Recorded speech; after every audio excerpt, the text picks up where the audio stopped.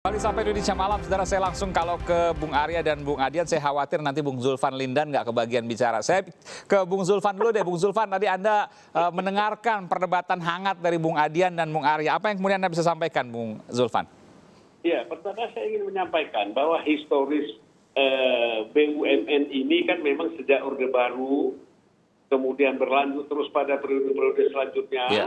Ini kan memang terus terang saja belum ada yang berhasil melakukan pembenahan secara komprehensif. Oke. Itu problem yang kita hadapi dengan BUMN kita.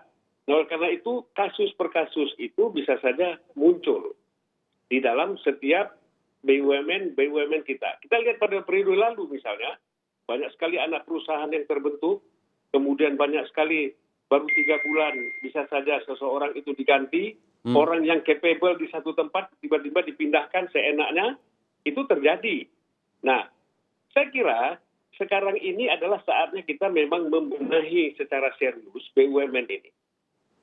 Kalau menurut saya, kalau kita ingin menyatakan bahwa apakah sudah banyak yang dilakukan oleh, katakanlah Erick Thohir sekarang, tentu sulit kita nyatakan sudah terlalu banyak yang dia lakukan karena memang waktunya sangat sempit. Bayangkan baru dilantik Oktober, kemudian Januari, Februari kita sudah kena COVID. Oke, saya ingin bertanya sedikit lebih khusus kepada soal bersih-bersih.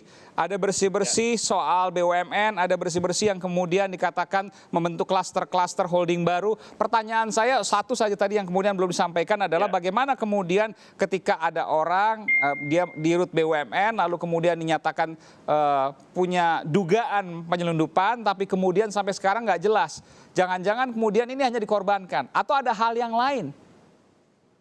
Ya sekarang kan begini, kasusnya itu ada. Ini pengalaman saya misalnya di satu kementerian. Bahwa kita jelas menemukan adanya kelompok radikalisme di ASN kita. Ini contoh saja ya. Ini.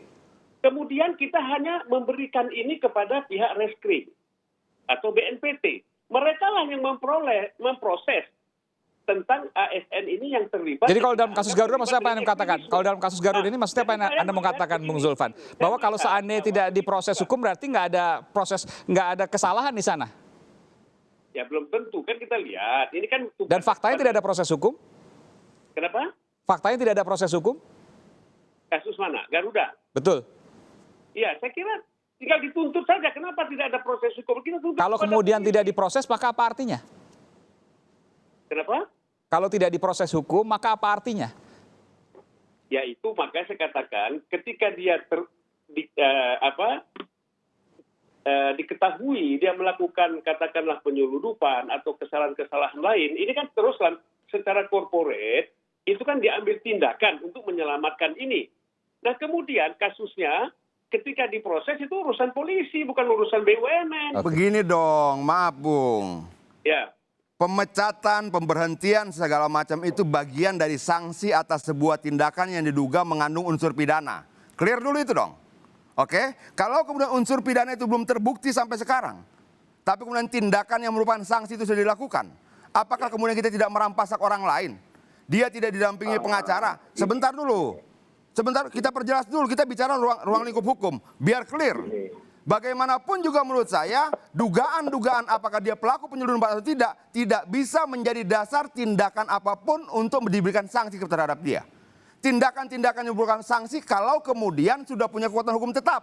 Kalau tidak, kita melanggar azas praduga tak bersalah. Lah, bersih-bersih macam apa kita?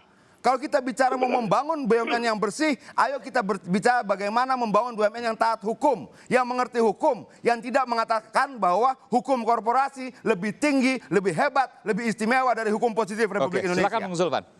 Tidak bisa. Ya, saya kira begini ya, bahwa seorang katakanlah pemegang saham, ya, itu bisa memberhentikan direksi itu kapan saja. Tidak perlu menunggu dia terungkap menyelundupkan sesuatu misalnya, tetapi rangkaian peristiwanya, Bung. Rangkaian peristiwanya dia dikaitkan dengan penyelundupan.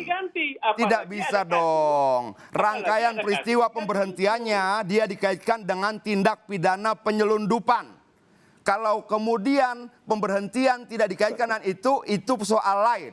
Tapi kalau dilakukan pemberhentian dikaitkan dengan dugaan unsur tidak pidana, itu butuh pembuktian. Kalau begitu menurut saya, gentleman BUMN mengatakan bahwa sampai saat ini dia tidak terbukti bersalah. Satu, kedua, BUMN gentleman memulihkan nama baiknya. Ketiga, BUMN harus membersihkan namanya dan katakan bahwa dia diberhentikan tidak karena kasus itu. Kecuali ada Jangan permasalahan kinerja misalnya. Lebih baik itu alasan kinerja, KPI segala baik, macam. baik. Jangan alasan tuduhan tindak pidana yang tidak pernah Saya terbukti. ke Bung Sekarang Arya. dong, Bung Arya, tidak fair. kalau kita kemudian bicara soal bersih-bersih BUMN, tapi kemudian ada masalah yang masih mengganjal satu. Wajar ketika publik percaya, ini bersih-bersih apa lagi? Ini agenda apa lagi? Bawa tanah apa lagi? Silakan Bung Arya. Sudah saya katakan tadi, pelanggarannya di Garuda tidak hanya itu. Banyak dalam proses-proses itu yang dia langgar. Banyak proses-proses yang dilanggar. Dan itu diaudit oleh komisaris. Jadi tidak hanya masalah penundukan. Makanya saya katakan tadi, itulah hasil audit dari Garuda. Bung Arya, berhentikanlah dia. Tunggu sebentar, Bung Arya. Berhentikanlah dia karena hal-hal lain. Terkait dengan kinerja, terkait dengan penilaian internal. Gantian dong. Berikan kesempatan dulu pada Bung Nggak Arya. Nanti saya bisa berikan dong, kesempatan. itu semena-mena Bung. Jadi gini, makanya saya bilang Bung Arya ini hanya tahu permukaan saja. Itu satu.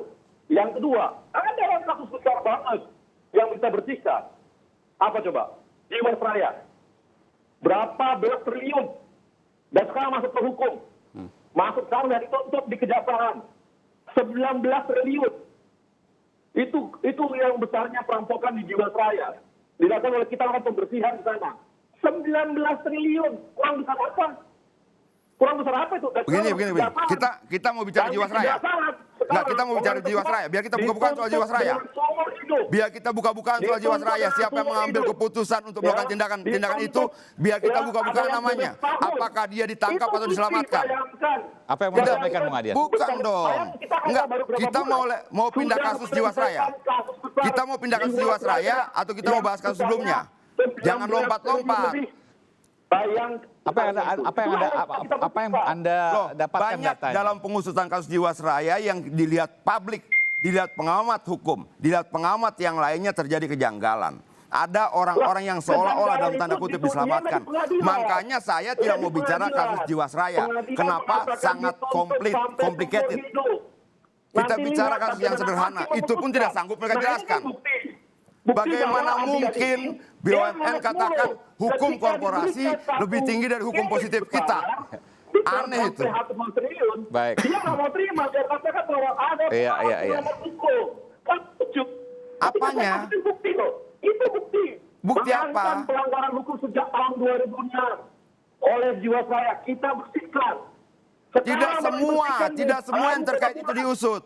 Kita lihat proses pengusutannya karena belum selesai.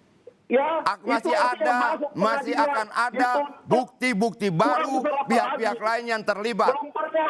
Dan itu mengatakan pengusutan Jiwasraya belum tuntas.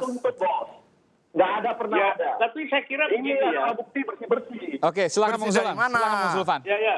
Terakhir Bung Zulfan, nanti saya akan berikan kesempatan satu persatu. Makanya saya katakan kalau kita lari ke Jiwasraya, tapi kan hari ini sudah kita baca bahwa ada hukuman seumur hidup, ada hukuman 18 tahun, ada hukuman yang sekian tahun terhadap orang-orang yang menjabat sebagai direksi di dalam Jiwasraya.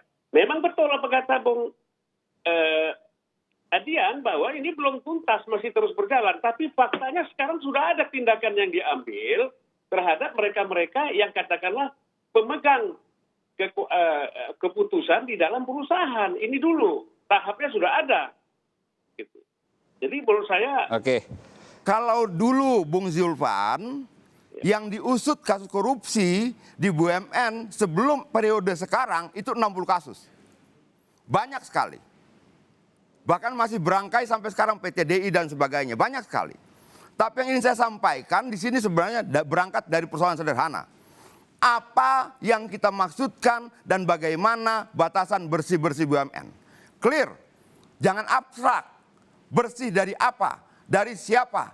Apa alat ukurnya? Kan begitu. Jangan kemudian ada tindakan semena-mena yang menempatkan hukum korporat di atas hukum positif negara ini. Tidak bisa. Tidak bisa. Kecuali corporate itu merendahkan martabat hukum Republik Indonesia. Bahasa itu bahasa yang merendahkan martabat hukum Indonesia. Tidak boleh. Baik, Tidak Bung Arya, boleh. silakan Bung Arya. Siapapun tunduk pada hukum positif Ya, kita. poinnya sudah dapat, Tidak Bung bisa Adian. kita katakan hukum positif kalah karena hukum corporate. Ya. Tidak bisa. Oke, silakan Bung Arya. Jiwasraya itu adalah persoalan hukum yang korporasi yang sangat besar. Perampokan yang sangat besar. Apa ini? Loh, Jiwasraya. Kurang Jiwasraya berapa belum lagi? selesai. Carikan. Proses Carikan hukumnya masih data berjalan. fakta yang mengatakan Saya lebih bandingkan besar dengan dari periode Jiwasraya. sebelumnya. Oke, Ada 16 baik. kasus korupsi, 60 kasus korupsi Baik. di BUMN yang diusut. Baik. Terima kasih Bung Arya, terima kasih Bung Zulfan, terima kasih Bung Adian bahwa proses bersih-bersih disampaikan oleh Kementerian BUMN meskipun masih banyak kemudian pertanyaan sehingga ini tugas dari Kementerian BUMN untuk menjelaskan apa yang kemudian dimaksud dengan bersih-bersih karena banyak kemudian yang belum terselesaikan dan masih menjadi tanda tanya masyarakat. Terima kasih Bung Zulfan Lindan dari Komisi 7 DPR fraksi Partai Nasdem, Bung Adian Apitupulu terima kasih luar biasa. Sama-sama. Ya, keras sekali suaranya di sini saya sampai kalah suaranya nih Bung Adian dari fraksi PDI Perjuangan Komisi 7 dan Bung Arya Sinulinga staf khusus Menteri BUMN. Terima kasih telah memberikan informasi di program Sapa Indonesia Malam. Dan saudara, ini adalah akhir dari Sapa Indonesia Malam. Lain waktu kita akan sambung saudara. Dan saya Aiman Wicaksono undur diri. Sesaat lagi Anda akan menyaksikan program Satu Meja bersama jurnalis senior Harian Kompas Budiman Tanurujo. Saya undur diri. Selamat malam. Sampai jumpa. Jangan lupa gunakan masker.